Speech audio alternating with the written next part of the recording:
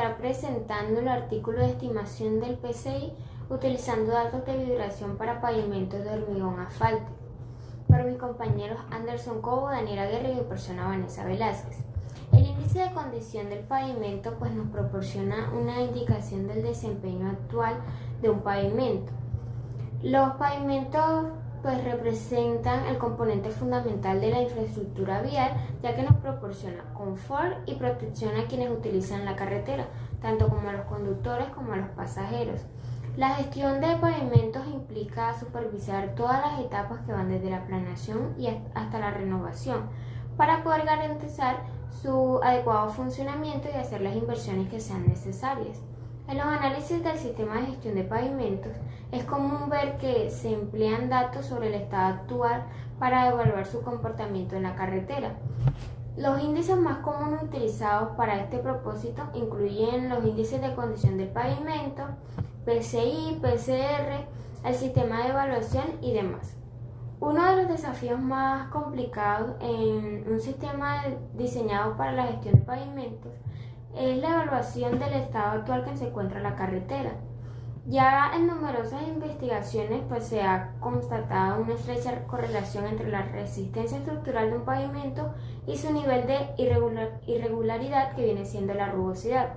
También se han presentado diversos estudios con el propósito de determinar la rugosidad de un pavimento a través de un análisis que relaciona el comportamiento presente del pavimento con las vibraciones obtenidas mediante un acelerómetro, en el cual las irregularidades en la superficie del pavimento generan significativas interacciones dinámicas entre la carretera y el vehículo, lo que viene repercutiendo en la experiencia de conducción y al mismo tiempo aumenta el riesgo de los daños en los vehículos y el desgaste del mismo pavimento.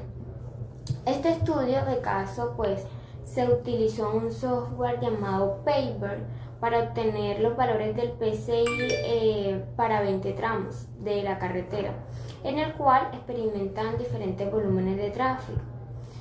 La evaluación se realiza mediante una lectura de los valores resultantes de la tabla de valores deducidos, los cuales fueron elaborados de acuerdo con el tipo de deterioro con ayuda del valor derivado de la proporción de los datos de deterioro superficial de la carretera. Al extraer los valores de deducción obtenidos, da como resultado un valor de PCI que nos define el desempeño del pavimento con un valor numérico de 0 a 100. Un valor de PCI de 100 viene siendo un pavimento que no tiene deterioros y se encuentra en las mejores condiciones, mientras que un valor de 0 nos indica que un pavimento está en malas condiciones y que no se puede utilizar. Bueno, para la evaluación de vibraciones, el PSI, o sea, el índice de capacidad del servicio actual, refleja la comodidad de la conducción en la carretera y se utiliza para determinar el rendimiento actual del pavimento y la rugosidad de la superficie. Bueno, en este artículo el componente de rugosidad de la superficie se evaluó mediante un análisis de los datos de aceleración registrado en dirección vertical dentro del automóvil. La evaluación se llevó a cabo siguiendo las pautas establecidas en la norma ISO, que se trata de ¿qué? De la vibración mecánica y choque. Esta trata de evaluar la exposición humana en distintas posiciones como sentado, de pie, acostado. Listo. Para realizar una evaluación de las vibraciones de todo el cuerpo conforme a las definiciones que están establecidas en la norma ISO, se debe ubicar el acelerómetro directamente bajo el conductor para que se pueda garantizar una interacción adecuada con el pasajero. Bueno, ahora vamos a hablar acerca de la metodología que se utilizó para realizar el artículo. Este se hizo con el objetivo de evaluar los efectos de las deformaciones del pavimento y que eran generadas por la vibración o que eran tomadas en la vibración mediante unos sensores. Cabe resaltar que en este artículo se utilizaron un automóvil, unos acelerómetros o unos sensores que medían la vibración, se utilizó un GPS o una antena de GPS y un programa que es conocido como Paver. Cabe resaltar que estos acelerómetros obtenían los datos de las vibraciones y que estos datos eran transformados a unas aceleraciones, que al momento de transformarse eran ingresados al programa. Además, cabe resaltar que la ubicación de los sensores eran uno debajo del asiento del conductor, otro en el asiento del copiloto y otro estaba ubicado en el eje del vehículo, pero estaba a la altura de los pies. Cabe resaltar que estos datos tenían unos, unos errores.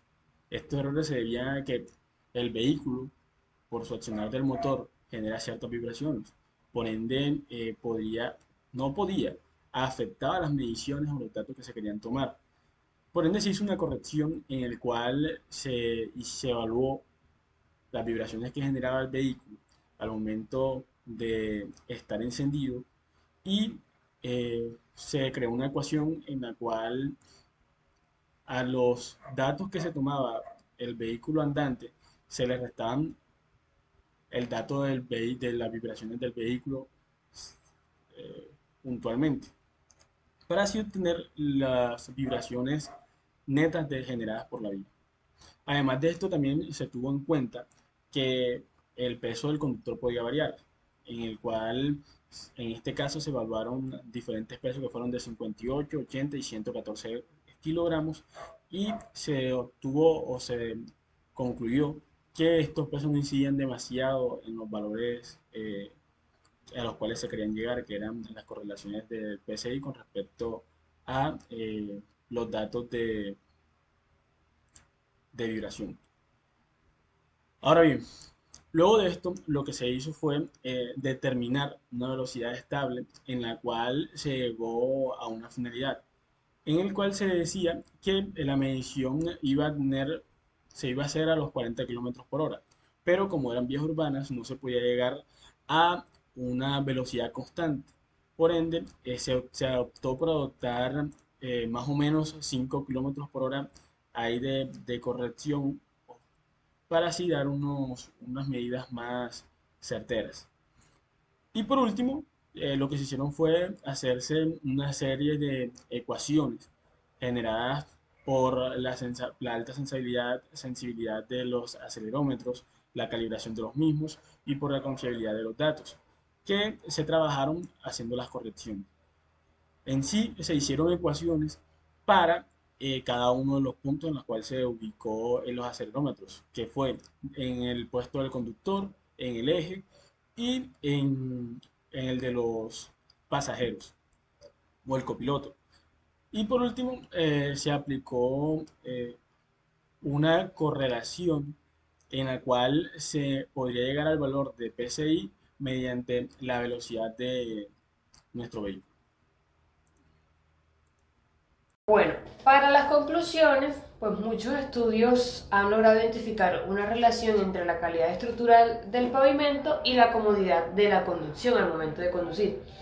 Se sugiere que esta evaluación del rendimiento del pavimento puede basarse principalmente en las vibraciones verticales experimentales en el vehículo, ya que estas pueden ofrecer una medida más precisa de la comodidad al conducir, o sea, del confort. Y a raíz pues, de esta investigación se han desarrollado modelos de pronósticos que sean capaces de anticipar los valores del índice de capacidad del servicio, o sea, del PSI, a partir de datos de vibración. Y pues estos modelos se han construido utilizando el método de regresión e incorporan variables como la velocidad de la medición y la posición del asiento del conductor en las predicciones del PSI.